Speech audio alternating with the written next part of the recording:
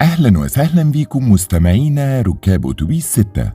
معاكم حاتم فرحات من محطة أيامنا الحلوة. المحطة دي بتاخدنا وتفكرنا بأيام الزمن الجميل، ورحلتنا النهاردة هتكون للبيوت المصرية القديمة، وهنسلط فيها الضوء على الجيران وعلاقتهم ببعض أيام زمان. بعد الفاصل هنعيش ونفتكر مع بعض أيامنا الحلوة. استنوني، ما تغيروش المحطة. ذاكر يا هاني انت ذاكر يا بيه.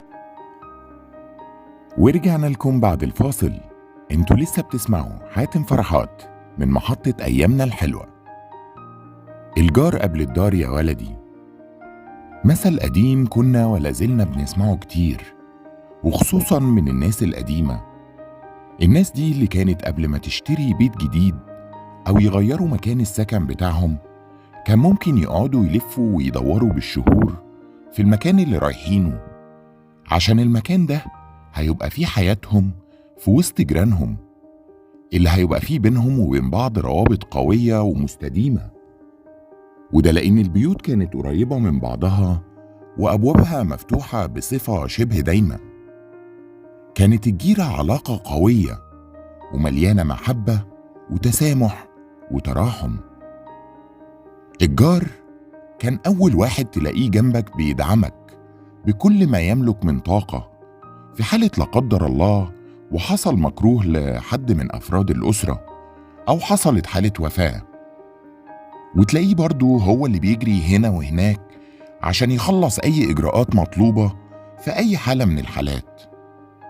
وهو برضو جارك ده اللي لو عندك مناسبة سعيدة هتلاقيه وهو راجع من شغله بيخبط عليك ويهنيك بكل مودة وحب، وفي إيده شنطة فيها من خيرات ربنا، سكر وزيت وممكن إزازتين شربات كمان. طبعا الحاجات دي بقت عملة نادرة دلوقتي. طيب نروح للجارة.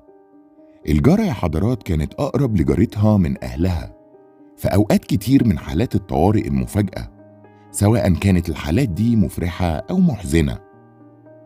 والجارة كمان هي اللي كانت بتربي أولادها وأولاد جارتها اللي بتشتغل، وتغديهم كمان لو أمهم اتأخرت عليهم. أما بقى الصبيان والبنات اللي كانوا مع بعض على طول ليل ونهار في مدخل البيت أو الشارع، وبكل مودة وحب بيلعبوا مع بعض، بس كانوا بيلعبوا الألعاب الحلوة بتاعت زمان اللي ما كناش بنمل ولا نزهق منها: استغماية، فتحي يا وردة، والمنديل، والسبع طوبات. طيب في حد فاكر لعبة السمكة والصياد؟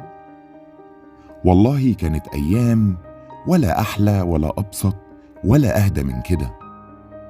أما دلوقتي يا حضرات علاقة الجيرة بقت شبه معدومة، علاقة مفككة ومهترئة، علاقة مهمة جدا في حياتنا أصابها الضعف والفتور بسبب تعقيدات الحياة والانشغال الدايم بمتطلباتها، وخصوصا بعد ما حياة الناس معظمها اتنقلت للأحياء الجديدة، شوارعها واسعة، بيوتها كبيرة وبعيدة عن بعضها، وأبوابها على طول مقفولة. دلوقتي يا حضرات الواحد قبل ما ينزل من البيت بيبص من العين السحرية أو على شاشة المراقبة بتاعت الكاميرا علشان يتأكد إن مفيش حد من جيرانه طالع أو نازل، لدرجة إنه ممكن كمان ما يعرفش جاره ده اسمه إيه. طب بالذمة ده اسمه كلام؟ أعزائي المستمعين، قبل ما أختم معاكم حلقتنا النهاردة عايز أسألكم سؤال مهم. تفتكروا العلاقة دي ممكن تترمم وترجع ولو بشكل جزئي زي زمان؟ ابدأ بنفسك، صبح على جارك أو حتى ارمي عليه السلام، وبكده أقدر أقول لكم سلام. بتمنى تكون الحلقة عجبتكم وفكرتكم بأيامنا الحلوة. ذاكر يا هاني انت ذاكر يا بيه.